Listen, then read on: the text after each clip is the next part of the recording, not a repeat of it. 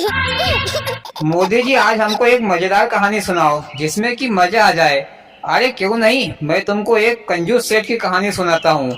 एक समय की बात है, एक शहर था। उस शहर में एक सेठ जी रहते थे। सेठ जी बड़े ही सज्जन पुरुष थे, पर कंजूस भी उतने ही बड़े थे। एक दिन सेठ अपनी दुकान की उधारी मांगने के लिए गांव में पहुंचे। जिन लोगों पर सेठ जी की उधारी थी, उन्होंने सेठ जी को पैसे दिए। कुछ लोगों ने दिए और कुछ ने नहीं दिए। फिर सेठ जी अपने साधन पर बैठकर घर के लिए चल पड़े। मोदी जी, ये सालन क्या होती है? भैया, सांडन ऊंट को कहते हैं।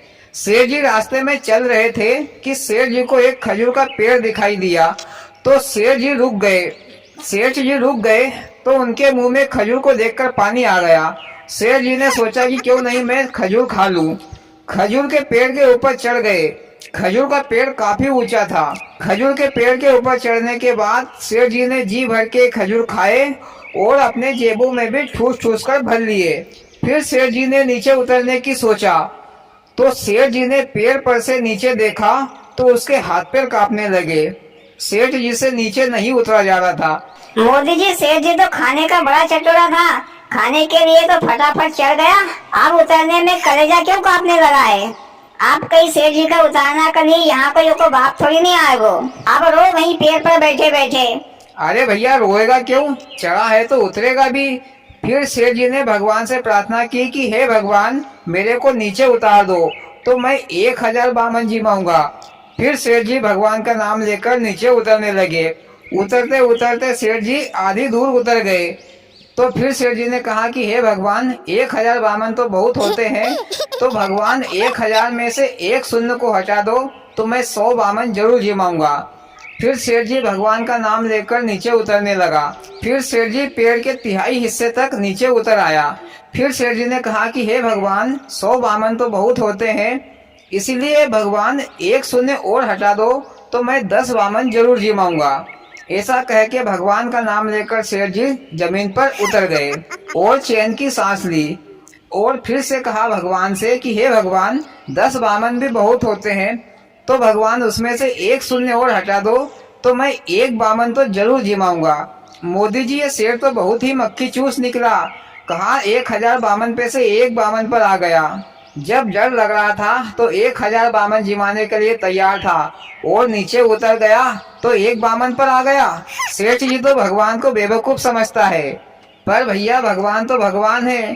फिर सेठ जी पेड़ से उतरकर साधन पर बैठकर अपने घर आ गया।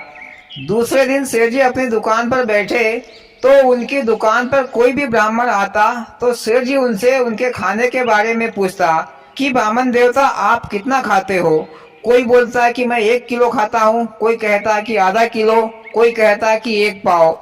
अरे वाह मोदी जी, सेठ जी तो खिलाने में भी भाव ताव लगा रहे हैं, तभी तो उसको कंजूस सेठ कहते हैं। हाँ भैया, कंजूस सेठ तो है। इधर एक भाण ये सारी बातें सुन रहा था कि सेठ जी बामन जिमाएंगे, वो भी जो सबसे कम खाता हो। फिर भांड अपने घर गया, नहाया धोया और तिलक चंदन अपने माथे पर लगाकर पंडित बनकर सेठ जी की दुकान के पास से गुजरा। तो सेठ जी ने आवाज लगाई कि ब्राह्मण देवता यहाँ आइए। तो भांड सेठ जी की दुकान पर गए। फिर सेठ जी ने कहा कि ब्राह्मण जी, आप कितना खाते हो। इधर भांड तो पहले से ही सब जानता था, तो भांड ने कहा कि सेठ जी, मैं तो बड़ी मुश्किल से 25-50 ग्राम खाता हूँ, और भैया ब्राह्मण देवता, आप दक्षिणा कितनी लोगे। तो भांड ने कहा कि सेठ जी, जो आपको उचित लगे, पैसे 2 पैसे दे देना, मैं किसी का दिल नहीं दुखाता। फिर सेठ जी ने उस ब्राह्मण से कहा कि कल तुम मेरे घर आ जाना भोजन के लिए, क्योंकि मुझे एक बामन जिमाना है। इधर दूसरे दिन सेठ जी ने सेठानी से कहा कि आज हमारे घर एक बामन आएगा, वो जो भी मांगे सो दे देना, किसी भी चीज की मना मत करना। ऐसा कह के सेठ जी दुकान के लिए निकल गए। इधर भाण ने अपने पूरे परिवार, अपने रिश्तेदार और अपने मोहल्ले के सारे लोगों को जिमाने के लिए सेठ जी के घर पर आ गया। मोदी जी, ये भाण क्या 10-20 सालों से भूखा था क्या, जो इतने सारे लोगों को लेकर आ गया खाने के लिए? अरे भैया, पहली बार दावत उड़ाने को मिली होगी। फिर भाण ने सेठानी से कहा कि सेठ जी घर पर है। तो सेठानी ने कहा कि वो तो दुकान पर गए हैं, पर आप मुझसे कहिए, जो भी आपको चाहिए मैं दे दूंगी। फिर भाण ने कहा सेठानी से कि सेठानी जी, मुझे 50 पीपे घी के, 5 बोरे शक्कर के, 5 बोरे आटा, दाल, चावल, काजू, बादाम आदि सभी 5-5, 6-6 कुंटल दे दो। तो सेठानी ने सारा सामान दे दिया। फिर भांड के सभी लोगों ने सेठ जी के घर पर भोजन पकवान बनाए और सबने 2-2, 4-4 बार खूब लपक कर खाया पिया और झूठे दोना पत्तल का ढेर लगाकर बचा कुचा सामान अपने कंधे पर रखकर अपने अपने घर ले गए। फिर भांड ने सेठानी से कहा कि सेठानी जी, सेठ जी होते तो कुछ दक्षिणा भी देते।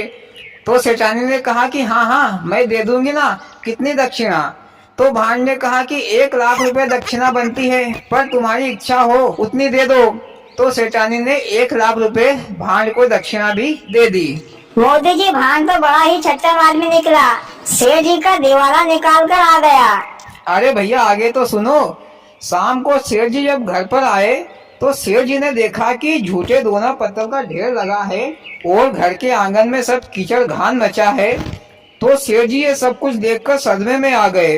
फिर सेठ जी ने सेठानी से पूछा कि अपने घर पर कितने ब्राह्मण आए थे जिमने के लिए?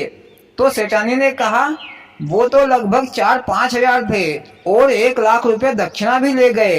सेठ ने सोचा कि ये बामन ने तो मेरा सत्यानाश कर दिया। फिर सेठ जी गुस्से से लाल पीले होकर भांड को मारने के लिए उसके घर के लिए निकल पड़ा। इधर भांड भी बहुत चालाक था।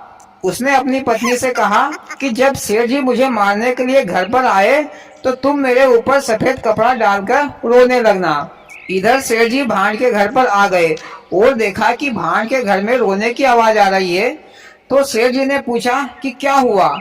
तो भांड की पत्नी ने कहा कि ये आज पता नहीं कौन से कंजूस सेठ के यहाँ जीमने के लिए गए थे, तो उस सेठ ने सड़ी गली चीजें खिलाकर मेरे पति को मार दिया। तो मैं तो पुलिस के पास रिपोर्ट लिखवाने जा रही हूँ। उसकी ये बातें सुनकर सेठ जी डर गए। फिर सेठ जी ने कहा कि बहन जी, तुम मेरे से और भी पैसे ले लो, पर पुलिस के पास रिपोर्ट लिखवाने मत जाना। फिर सेठ जी पैसे देकर उदास मुंह लेकर अपने घर लौट आया। दूसरे दिन सेठ जी दुकान के लिए चले गए।